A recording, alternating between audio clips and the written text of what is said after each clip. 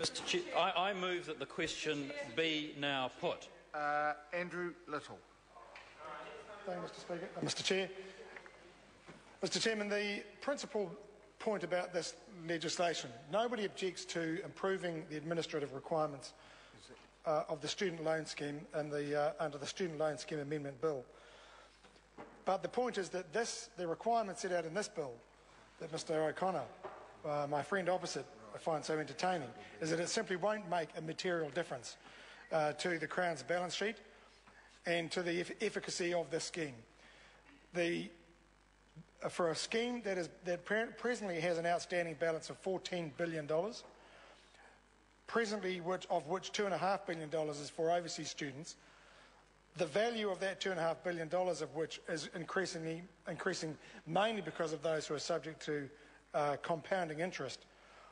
A scheme that is going to net the government an extra $14 million a year can only be described as creating a drop in the ocean. That is all it's going to do.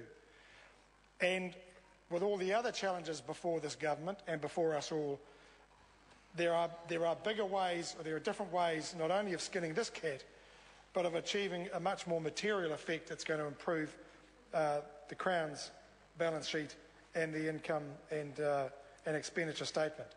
So the real question is why go to these lengths?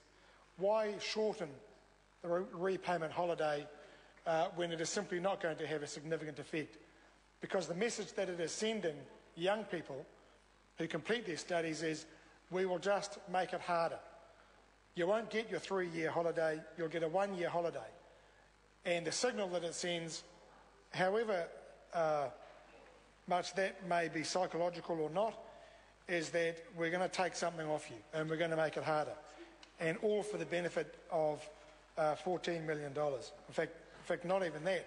It's actually $5 million, because $9 million of the $14 million benefit relates to excluding business losses in the calculation of repayments in the particular year.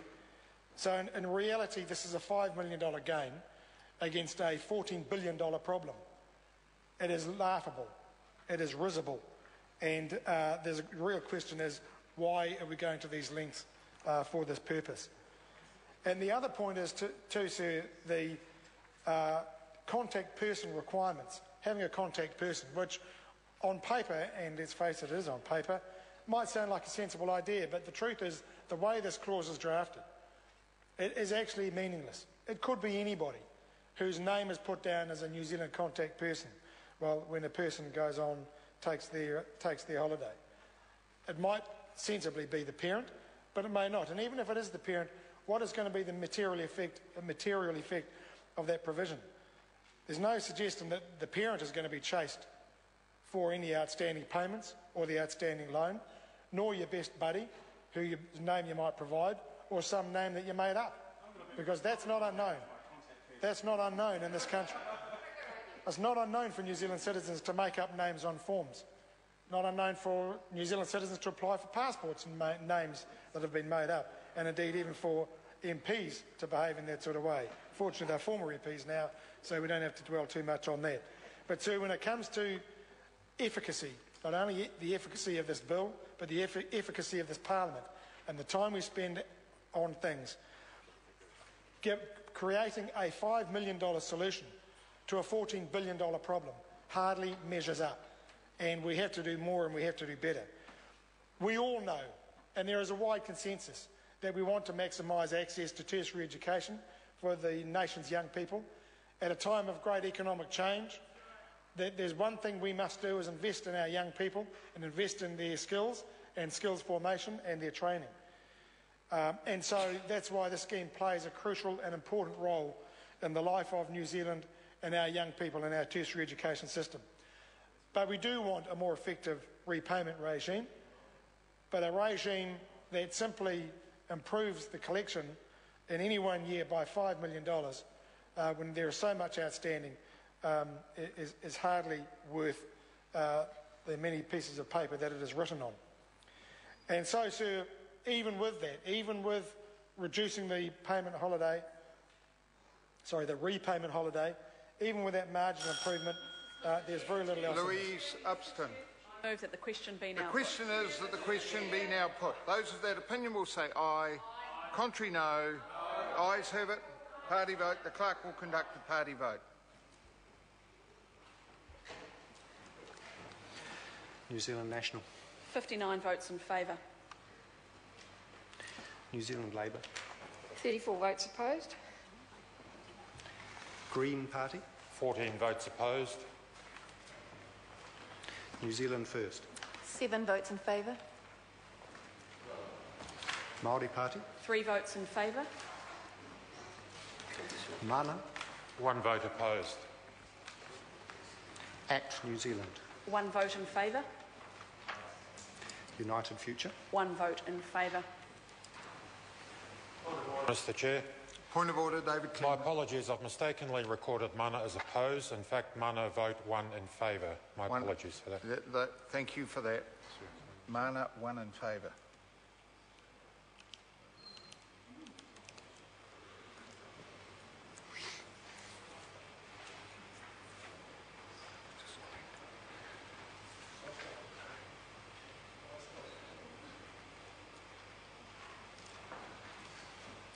The ayes are 72, the noes are 48. The questions will now be put. And there are 4 amendments, which we'll deal with chronologically. And the first amendment is in the name of Holly Walker, set out on SOP number 16. The question is that the amendment be agreed to. Those of that opinion will say aye. Aye. Contrary, no. The noes have it. Ayes have it. Party vote. The clerk will conduct the party vote. New Zealand National. 59 votes opposed. New Zealand Labour. 34 in favour. Green Party. New Zealand First. 7 votes opposed. Māori Party. 3 votes opposed. Mana. 1 vote in favour. ACT New Zealand. 1 opposed. United Future. 1 opposed. Any other votes?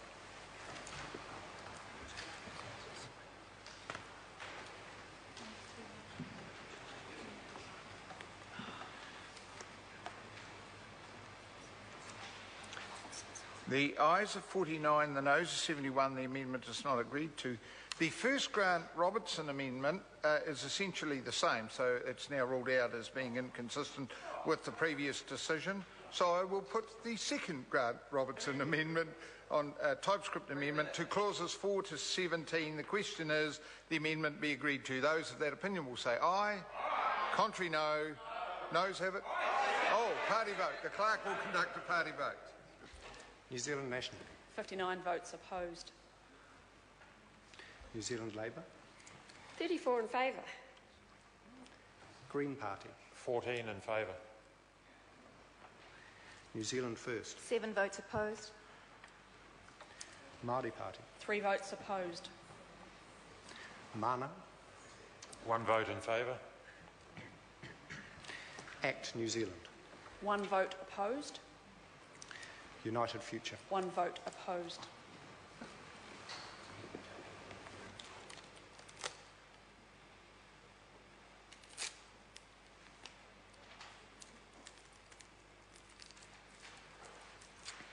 The ayes are 49, the noes are 71. The amendment is not agreed to.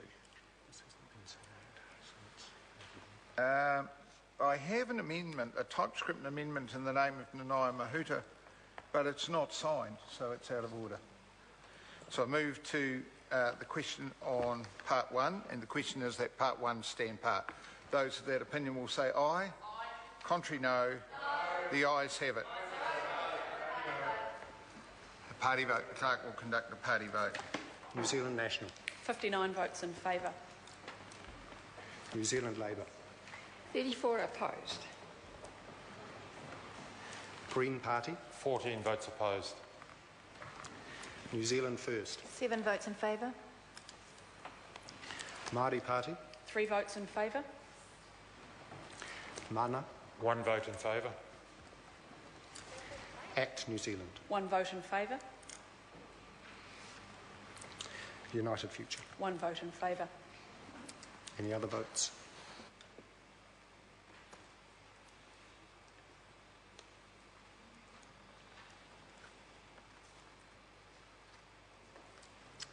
The ayes are 72, the noes are 48. Part 1 will stand. We come to Part 2, which is just clause 34. And the question is that Part 2 stand part. Grant Robertson. Thank you, Mr Chair. The transitional provisions in this particular bill relate mostly, in fact entirely now, because one clause has been deleted,